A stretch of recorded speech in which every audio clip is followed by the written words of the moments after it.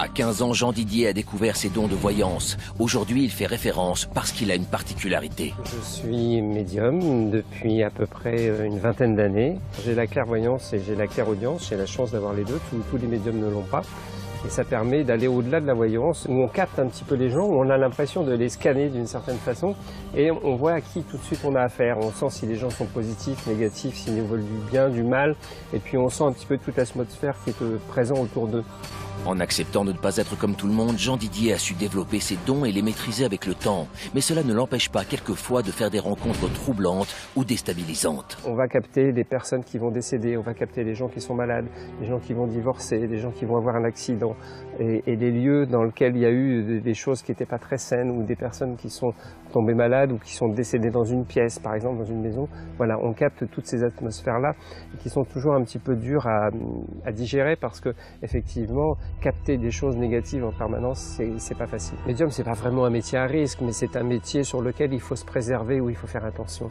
Parce que c'est vrai que ce soit des endroits ou que ce soit des personnes, comme on capte énormément les choses, on est très vite imprégné par ce qui se passe. Ces ressentis de médium vont pouvoir guider sans danger nos aventuriers dans leur quête du savoir.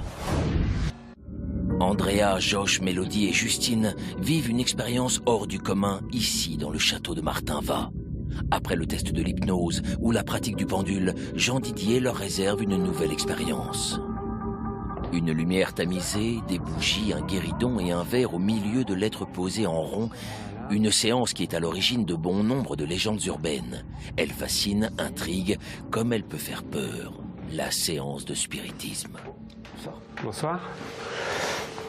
Bien, avec votre main droite, vous allez poser un doigt sur le verre. Josh. Voilà, Andrea, pareil. Voilà, et avec notre énergie, ce verre va peut-être bouger, se déplacer. On va se concentrer un tout petit peu. Là, vous pouvez garder les yeux ouverts. Et on va demander s'il y a un esprit ou un fantôme qui veut bien communiquer avec nous ce soir.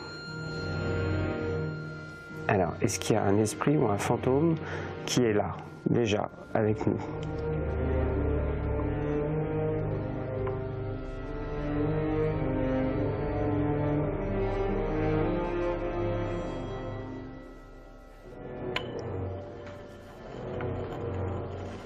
Alors, apparemment, il y a un esprit qui est là.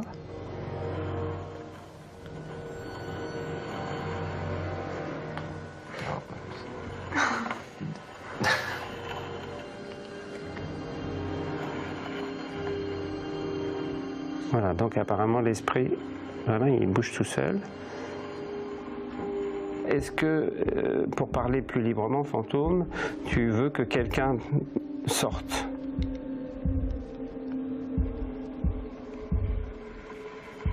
Alors il est sûr que c'est sur le plus sceptique que ça va aller, hein, ça c'est évident. Ça c'est oui. Alors on va te laisser sortir et puis on va faire une dernière expérience. L'esprit a parlé. Josh doit quitter la séance. Son scepticisme aura eu raison du fantôme de Martinvat. Alors on part à 4 cette fois-ci. Est-ce que quelqu'un de vous veut poser une question? Oui. Alors quelle question veux-tu poser? Je voudrais savoir s'il y a eu un incendie. S'il y a eu un incendie ici. D'accord. Alors, Qui aurait causé la mort esprit, est-ce que tu peux nous dire si dans ce château il y a eu ici un incendie?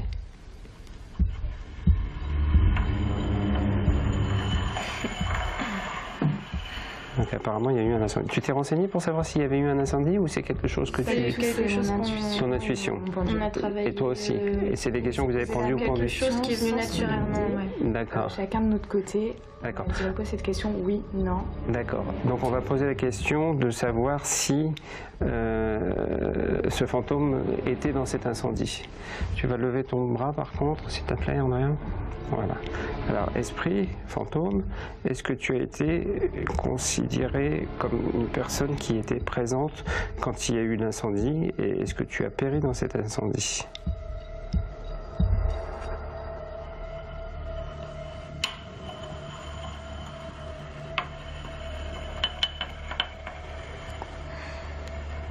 Donc apparemment, elle a été dans cet incendie. En quelques questions à l'esprit, les filles confirment toutes les intuitions qu'elles avaient pu avoir ces derniers jours. Toutes les deux avaient ressenti un incendie dans l'histoire du château. Peut-être arriveront-elles à avoir d'autres informations. Alors, est-ce que tu as une dernière chose à nous dire pour clôturer et terminer cette séance ?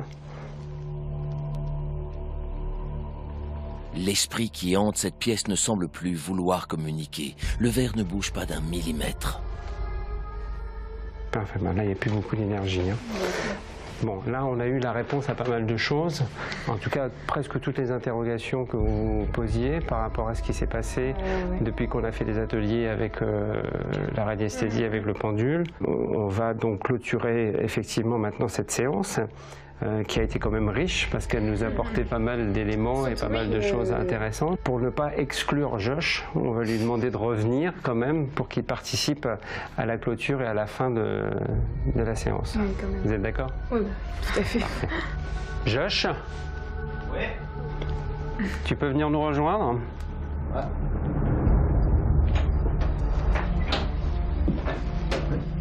Tu viens avec nous? Ouais.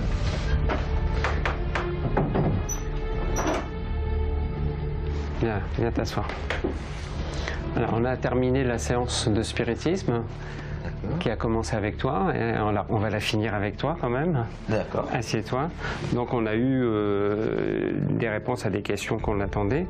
Moi je suis content d'avoir participé à ça avec vous et puis content d'avoir participé aussi à tout ce qui s'est passé dans ces quelques jours. Pour moi j'arrive à la fin de ce que je pouvais vous transmettre et des initiations que je pouvais faire avec vous. Donc ça va être un petit peu le moment de vous quitter, de vous laisser. Donc je vais vous dire au revoir à tous. C'est la fin de l'aventure pour notre médium qui quitte le château dès ce soir. Grâce à cette expérience unique, il a pu transmettre ses connaissances aux 4 jeunes gens.